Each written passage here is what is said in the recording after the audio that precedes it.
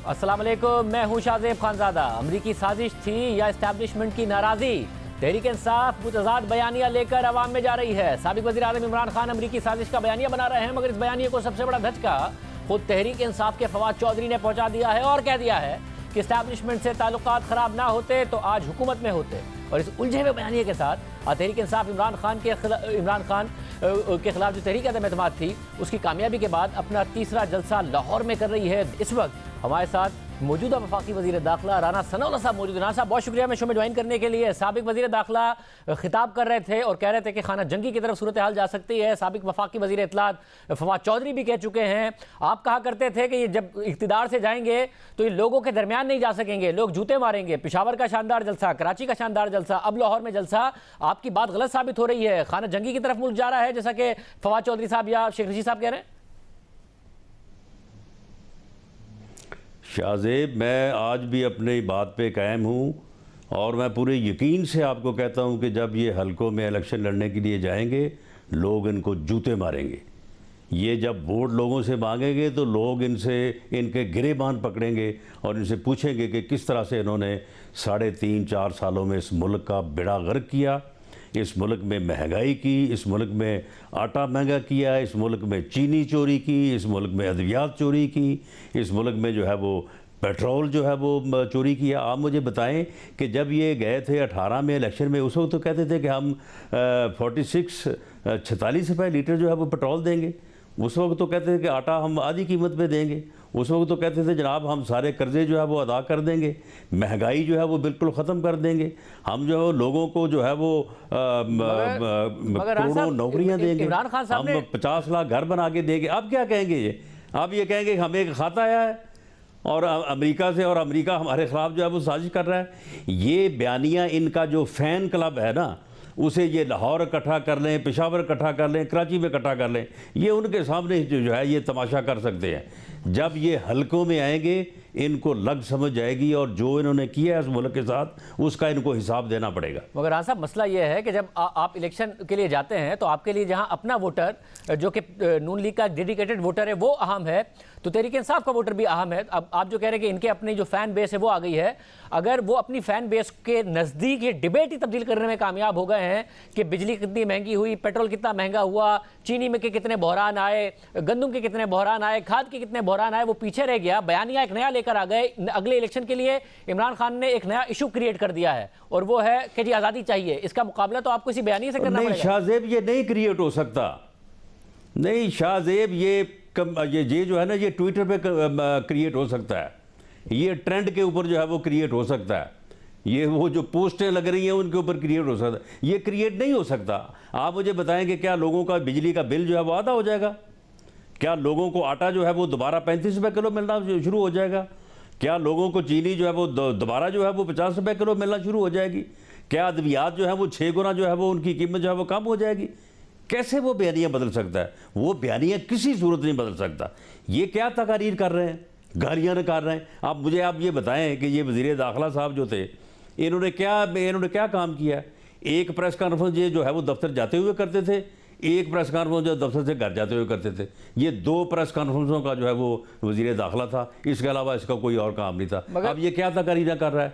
चोर है, डाकू है, फलां है, यानी गालियाँ निकालने के अलावा, झूठ बोलने के अलावा और घटिया बकवास करने के अलावा, और फिर ये लोगों को जो है वो वायलेंस पे उकसा रहे हैं। अब इसने जो बात की है कि जी हरम में देखें क्या होगा, तो आप मुझे ये बताएं कि अगर इस तरह से ये अपने जो है वो लोगों को उकसाएंगे तो फिर क्या इनको जूते नहीं पड़ेंगे? इनको ये फिर हमारे लोगों के काबू नहीं चढ़ेंगे, उनके हथे नहीं चढ़ेंगे?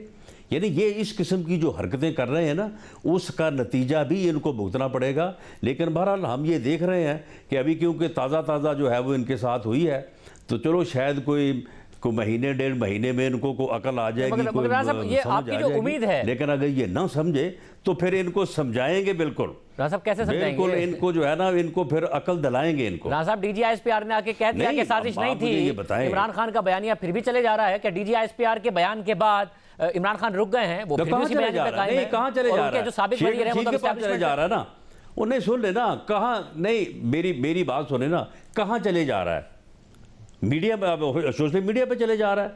आप मुझे बताएं कि DGISPR के बयान के बाद کوئی ذی شعور، کوئی بندہ جس کو عقل ہے، سمجھ ہے، جو معاملہ کو سمجھتا، کوئی یہ کہہ سکتا ہے کہ امریکہ نے اس کے خلاف جو ہے وہ سازش کی ہے اور یہ امریکہ کی سازش کی وجہ سے جو ہے یہ اس کی حکومت جو ہے وہ ختم کی گئی؟ یہ جو کاغذ لہرا کے یہ جو اس نے بیانیہ قائم کیا ہے، یہ ٹھیک ہے، 2-4 جلسوں میں چل جائے گا، اس کے بعد یہ نہیں چل سکتا۔ مگر راز صاحب آپ کی جو امید ہے، جھوٹ نہیں چل سکتا۔ آپ کی امید ہے، آپ مجھے یہ بتائیں کہ اگر پراپیگنڈے میں نہیں مجھے بھی بتائیں، اگر پراپیگنڈے میں اگر یہ سوشل میڈیا کے اوپر ٹرینڈ اور ٹویٹر اور یہ جو پوسٹیں لگ رہی ان میں اگر اتنی طاقت ہوتی تو پھر یہ حکومت چلا لیتے۔ انہوں نے پراپیگنڈے کے ذریعے حکومت چلانے کی کوشش کی، جھوٹ بول کے حکومت چلانے کی کوشش کی، انہوں نے سوشل میڈیا کے اوپر حکومت چلانے کی کوشش کی، پھر نہیں نہ چل سکی یہ، تو یہ ان چیزوں سے الیکشن بھی نہیں جیت سکتے۔ یہ میں آپ کو لکھ کے دینے کو تیار ہوں۔ اسی پروپیگنڈے کے ساتھ 3.5 سال چلا لی تھی حکومت اور اسی کے ساتھ 2018 کا الیکشن جیت لیا تھا آپ سے۔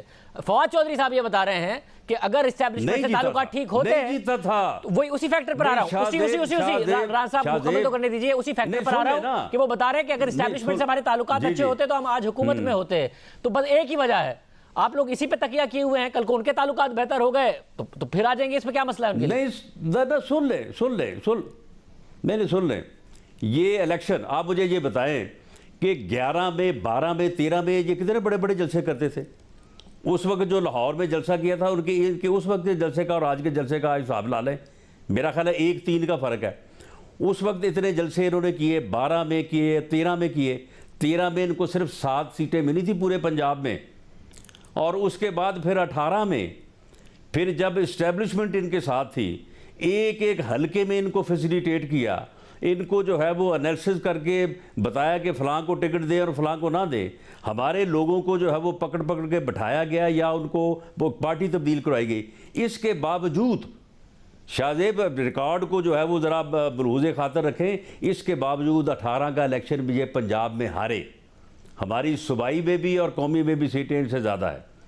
تو آپ مجھے بتائیں کہ اب یہ اس وقت ان کی سلیٹ کلین تھی، جو ان سے بات کہتے رشوت جی 90 دن میں ختم کر دیں گے، یہ جرائم تو جی 30 دن میں ختم ہو جائیں گے، یہ جی قرضہ ہم 3 دن میں جو ہے وہ سارا اتار دیں گے۔ اس وقت تو یہ کوئی مسئلہ آپ ان کے سامنے لوگ اٹھائیں، یہ 10 دن میں 30 دن میں 90 دن میں ختم کر دیں گے۔ اب وزیر اعظم نے 98 کروڑ روپے 1 ارب روپے کا جو ہے خرچہ کیا اس نے صرف گھر سے دفتر آتے ہوئے، تو اب یہ کس منہ سے جو ہے وہ، اور یہ توشہ خانہ بیت المال کو ہی لوٹ لیا سارے کو۔ مگر صاحب میں ایک بات یہ کہ اب اس کردار اور اس عمال نامے کے ساتھ جب یہ آئے گا نا حلقوں میں تو وہاں پہ اس کو بڑا پورا حساب دینا پڑے گا۔ تو مجھے سوال مکمل کرنے دیجیے گا، کیونکہ یہ تحریک انصاف نے یہ کلچر شروع کیا کہ گائے بھینسیں بیچ دی، آپٹکس پہ گئے، آپ لوگ بھی وہی غلطیاں نہ دہرائیں۔ ایک نیوکلیئر ملک ہیں ہم، 22 کروڑ لوگوں کا وزیر اعظم اگر ہیلی کاپٹر پر 98 کروڑ میں آ جا رہا ہے تو اتنا بڑا ایشو نہیں ہے۔ توشہ خانہ میں بھی قانون توڑا ہے انہوں نے یا نہیں توڑا ہے، ایک اسکینڈل ضرور ہے، آپ بدنام وہ ہوتے ہیں۔ عمران خان کے جو اپنے سٹینڈرڈ انہوں نے سیٹ کیے تھے اور حضرت عمر فاروق کی مثال دیتے تھے، وہ ایک الگ بات تھی، مگر کیا قانون بھی توڑا ہے، کوئی کرپشن کا کیس بنتا ہے، یہ ایک بالکل الگ ڈیبیٹ ہے۔ آپ بھی ان آپٹکس میں پڑھ رہے ہیں، حکومت نہیں کر پائیں گے۔ ایک اتنے بڑے ملک کا وزیر اعظم 98 کروڑ روپے اس نے خرچہ کر لیا، ان کے اپنے دعووں کے ضرور برعکس ہے، وہ جو بڑے بڑے دعوے کرتے تھے اور سائیکل چلانے کی بات کرتے تھے، مگر ان کا نقصان ہی ہوا اس سے کہ گورنر ہاؤس کو یونیورسٹی بنانا، پرائم منسٹر ہاؤس کو یونیورسٹی بنانے کی بات کرتے تھے، وہ نہیں کر سکے۔ آپ لوگ بھی اسی بحث میں پڑھ رہے ہیں، 98 کروڑ کا ہیلی کاپٹر کیا ہو گیا؟ کیا شہباز شریف صاحب ادھر ادھر جائیں گے تو کیا نہیں یوز کریں گے؟ نہیں شاہ زیب ہم بالکل اس بحث میں نہیں پڑیں گے۔ آپ کبھی مجھے یہ کہتے ہوئے نہیں دیکھیں گے کہ جی یہ الزام ہے، یہ الزام ہے، یہ الزام ہے، یہ کر دیا، یہ کر دیا۔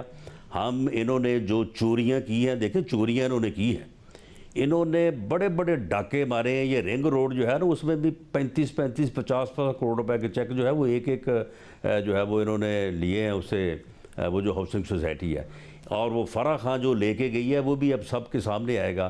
توشہ خانہ میں جو کیا وہ سارے سب کے سامنے آ گیا۔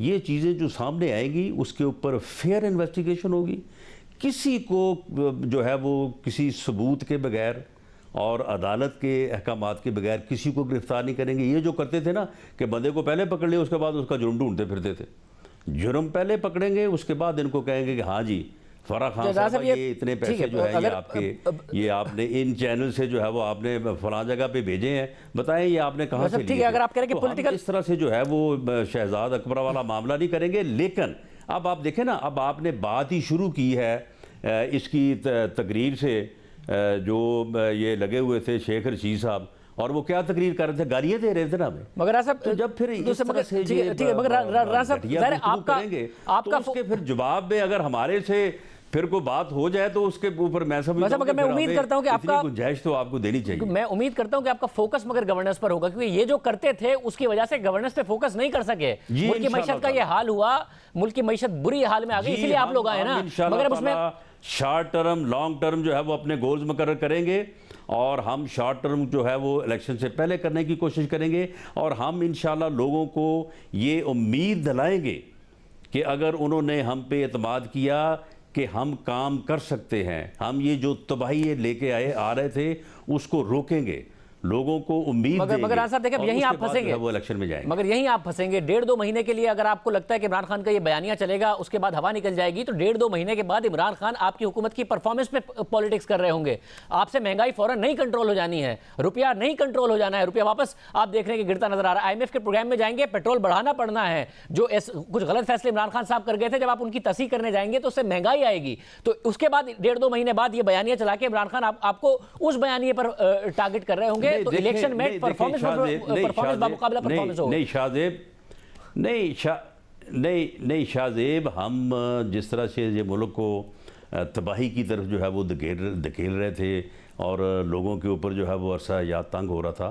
آپ دیکھیں ٹھیک ہے جو آپ نے بات کی ہے، اس میں کوئی شک نہیں ہے کہ حالات اتنے ہی برے ہیں، لیکن یہ ہمارا ملک ہے تو کیا ہم چھوڑ کے بھاگ جائیں؟ اب ہم نے اس کو جو ہے وہ اس کو سٹیبل کرنا ہے. اور اب جب الیکشن کمیشن جو ہے وہ سپریم کورٹ میں کہہ رہا ہے کہ مجھے 7 ماہ چاہیے الیکشن کے لیے، تو ہم اسے کیسے کہہ دیں کہ جی آپ 7 دن میں الیکشن کروا دیں؟ وہ ٹائم اس کو دینا ہوگا. الیکشن فری ہونا چاہیے، فیئر ہونا چاہیے. اور ہم کب کہتے ہیں کہ الیکشن جو ہے وہ یہ آخری سال ہے، الیکشن ایئر ہے، لیکن اب ان کی 4 سال کی تباہی جو آپ ہمارے کھاتے میں تو نہیں ڈال سکتے.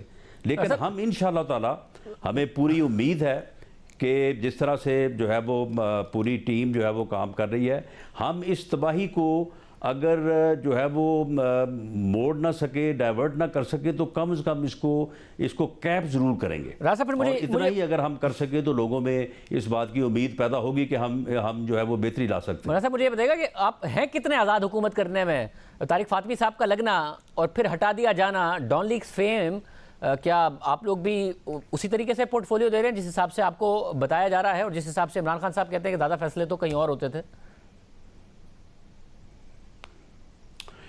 نہیں دیکھیں، اس میں جو ہے وہ کیونکہ یہ ایک مخلوط حکومت ہے اور اس میں فیصلے جو ہیں، جو بنیادی فیصلے جو ہیں وہ سارے جو ہے وہ جو متحدہ یعنی اس وقت حکومتی اتحاد ہے، جو پہلے متحدہ اپوزیشن تھی، تو ان کے تمام سربراہ جو ہیں وہ مل کے کرتے ہیں. آپ کے علم میں ہی ہے کہ ایک وہ آفر جب ہوئی تھی جس کا اب بعد میں بڑا چرچا رہا ہے، تو اس کے اوپر اس وقت کی متحدہ اپوزیشن کی جو لیڈرشپ ہے انہوں نے صاف انکار کیا. انہوں نے کہا جی بالکل نہیں، ہمیں یہ بالکل جو ہے وہ قابل قبول نہیں ہے.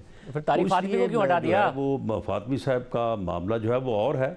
نہیں، اس میں معاملہ اور ہے نا. دیکھیں اب وزارت خارجہ اگر بلاول بھٹو زرداری صاحب کے پاس ہوگی تو پھر وہاں پہ ان کی مرضی تو چلے گی نا، وہ کس کو رکھنا چاہتے ہیں کس کو نہیں رکھنا چاہتے. تو یہ پیپلز پارٹی کے اعتراض پر ہوا ہے کہ نہیں، مجھے خیر یہ بھی نہیں معلوم. ابھی ہم میٹنگ کر رہے تھے تو فاطمی صاحب وہاں پہ تو موجود تھے، مجھے ان کے لگنے یا ہٹنے کا مجھے علم نہیں ہے. لیکن یہ ضرور ہے کہ اگر ان کا غالباً وزارت خارجہ میں ہی ان کی تعیناتی ہونی تھی یا اگر ہوئی تھی، تو اس کو اب جب بلاول بھٹو زرداری صاحب دیکھیں گے تو یقیناً ان کی جو رائے یا ریکمنڈیشن ہوگی وزیر اعظم اس کو اہمیت دیں گے. مگر رانا صاحب آپ گئے آج وزیر اعظم صاحب کے ساتھ، میران شاہ، شہباز شریف صاحب کے ساتھ، پھر ایک بریفنگ بھی ہوئی. جنرل فیض ویڈیو میں بریفنگ دیتے ہوئے نظر آ رہے ہیں. ملاقات کیسی تھی جنرل فیض سے اور بریفنگ کیسی تھی جنرل فیض صاحب کی؟ برال جی، ان کی بریفنگ بڑی انفارمیٹو تھی اور انہوں نے آلموسٹ کو پچھلے 20 سال اس خطے میں جس قسم کی جو ہے وہ صورتحال پیدا ہوئی اور اس وقت جس قسم کی صورتحال ہے اور وہ جو وہاں پہ وہ انیشیٹوز لے رہے ہیں خاص طور پہ ڈیولپمنٹ اور ایجوکیشن کے، تو اس کے متعلق انہوں نے بڑی جو ہے وہ تفصیل سے بات کی اور اس کے اوپر پھر ان کی جو ریکمنڈیشنز تھیں اس کے اوپر وہاں پہ جو بھی بریفنگ میں ہمارے علاوہ دوسری طرف کے لوگ بھی موجود تھے، تو وہاں پہ ایک بڑی فیئر جو ہے وہ ڈسکشن ہوئی، اور اس میں باقی اور ادارے بھی جس میں جیسے نیکٹا ہے ان کی کارکردگی کے اوپر بھی جو ہے وہ بات ہوئی. تو اس میں میں سمجھتا ہوں کہ کافی ایک جو ہے وہ انفارمیٹو جو ہے وہ سیشن تھا. ویسے مجھے پھر یہ بھی بتائیے گا کہ بہت اچھے انداز میں اچھے ماحول میں جو ہے وہ بات ہوئی. بڑی اچھی بات ہے کہ ماحول آپ لوگوں کا اچھا رہا. اب مجھے بتائیے گا کہ مونی صلاحی اس وقت موجود ہیں تحریک انصاف کے ساتھ کنٹینر پر اور اسٹیج پر. انہوں نے تقریر کی ہے اور عمران خان کو وزیر اعظم کہا ہے، مگر خبر یہ آ رہی ہے کہ ایک تو چیمہ صاحب بن گئے آپ کی شہباز شریف صاحب کی کابینہ میں وزیر، کہ چودھری شجاعت کے بیٹے بھی چودھری سالک بھی وزیر بنیں گے. یہ کیا خاندان مکمل بٹ گیا ہے؟ کیا ہوا ہے؟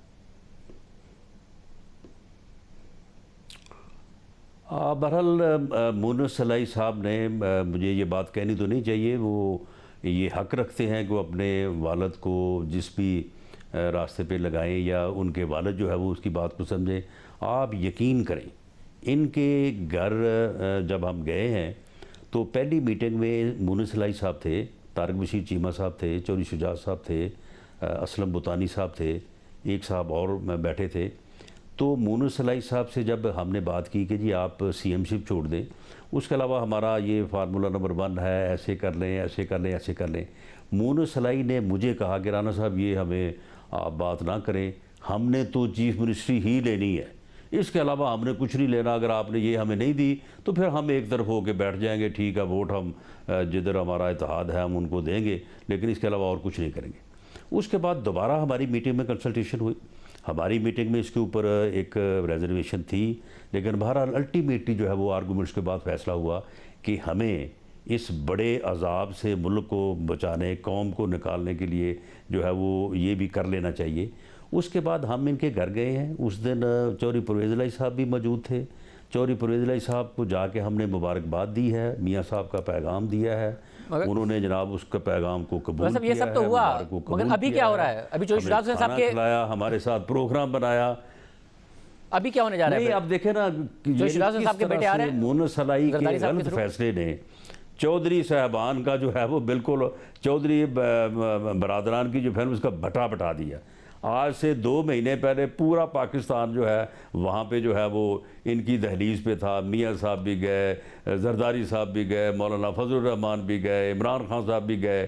تو اب دیکھیں وہ کس حال کو پہنچے ہیں. ویسے تو اختلاف ہو گیا ہے، چودھری شجاعت صاحب کے بیٹے آئیں گے کابینہ میں، زرداری صاحب لا رہے ہیں ان کو.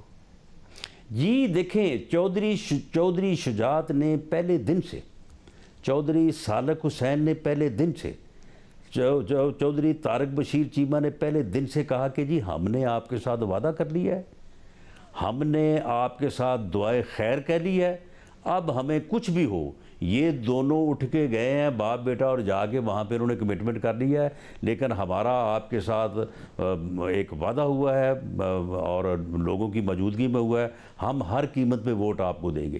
اب انہوں نے ووٹ ہمیں دیا ہے، طارق بشیر چیمہ صاحب نے ہمیں ووٹ دیا ہے، سالک حسین صاحب نے ہمیں ووٹ دیا ہے، تو پھر وہ ہمارا حصہ ہوئے، ہم ان کو کیوں نہ پھر اکاموڈیٹ کریں. بہت شکریہ ثناء اللہ صاحب کی گفتگو آپ نے سنی.